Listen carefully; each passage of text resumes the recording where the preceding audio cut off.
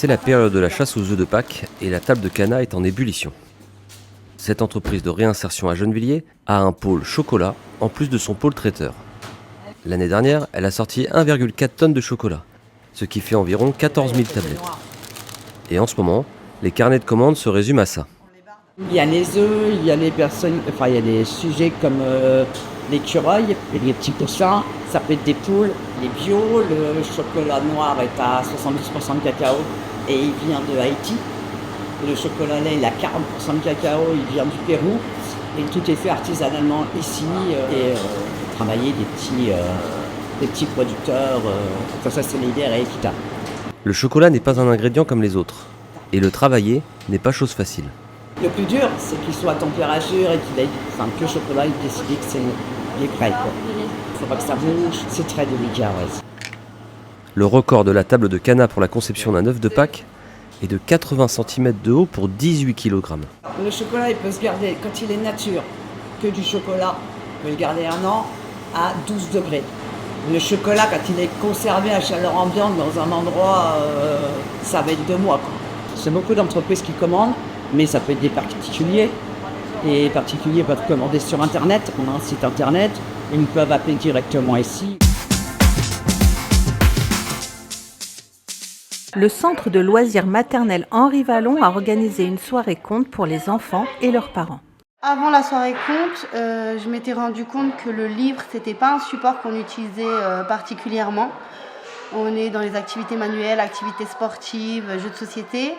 Et pour le coup, mes animateurs n'exploitaient pas le livre. Et moi qui ai lu très tard, à 33 ans, j'avais pas forcément d'appétence. Et j'ai vu l'intérêt, les bienfaits que ça pouvait apporter aux enfants.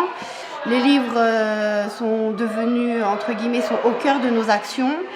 Et finalité, je me rends compte que les enfants en demandent. Il y a des bienfaits sur l'imaginaire, sur désamorcer des situations comme les cauchemars. Donc le livre peut nous servir à tout finalement.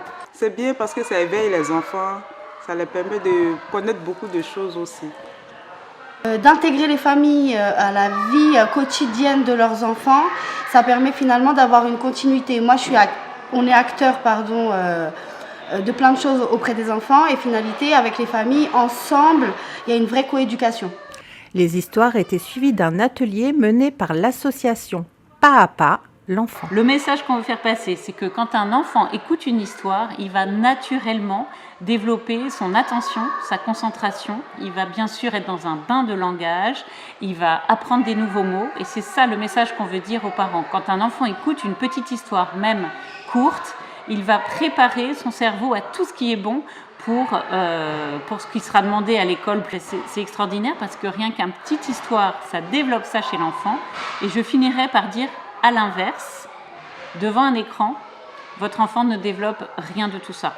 Ni la concentration, ni l'imagination, ni le bonheur des mots et l'apprentissage des nouveaux mots. Le but, c'est un petit peu un déclic de se dire, en fait, rien qu'un petit moment d'histoire, j'apprends à mon enfant à vraiment préparer son cerveau à tout ce qui est important.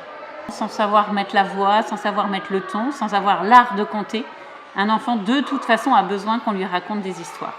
Voilà. Comme l'année dernière, le centre Youri Gagarine a accueilli l'association Les Mamans Bleues à l'occasion de la journée mondiale de sensibilisation à l'autisme. J'ai grandi dans ce quartier, donc j'ai travaillé, j'ai fondé ma famille et j'ai 2 enfants porteurs de handicap, donc ça me tenait à cœur de œuvrer sur le quartier, sachant qu'il y a un nombre important d'enfants porteurs d'handicap. On s'est dit qu'il fallait un soutien pour toutes ces familles qui sont dans l'épreuve. Nous, on est passé par là. À l'époque, moi personnellement, j'étais toute seule. Il n'y avait pas d'association dans la ville. Mon enfant était le seul dans le quartier. Et au jour d'aujourd'hui, ce centre accueille un nombre important d'enfants porteurs de handicap. C'est un centre qui est devenu vraiment inclusif. On a une équipe en or, des professionnels bienveillants qui nous ont ouvert la porte et je pense que c'est important en fait, de marquer le coup chaque année au sein de notre quartier avec le centre Youri Gagarine. Ça permet aussi de continuer la sensibilisation parce que plus on fait et plus ce sera large. Et puis ça permet de l'acceptation de la différence. Il y a des mamans qui ne savent pas encore que par exemple l'autisme n'est pas une maladie, mais juste une différence. On continue le combat toute la vie, quoi. Ça ne s'arrête pas. Nos enfants sont neuroatypiques, donc ils sont eux-mêmes dans leur bulle. Donc en fait tout ce qui est les bulles, le toucher, l'odorat, le goût, c'est quelque chose qui les attire. Ça fait du bien à nos enfants et le plus important c'est de faire plaisir à tout le monde. Et au jour d'aujourd'hui on voit qu'en fait il y a encore de l'inclusion. Nos enfants sont mélangés avec d'autres enfants qui n'ont pas d'handicap et pour nous voilà, c'est ça, de prôner l'inclusion.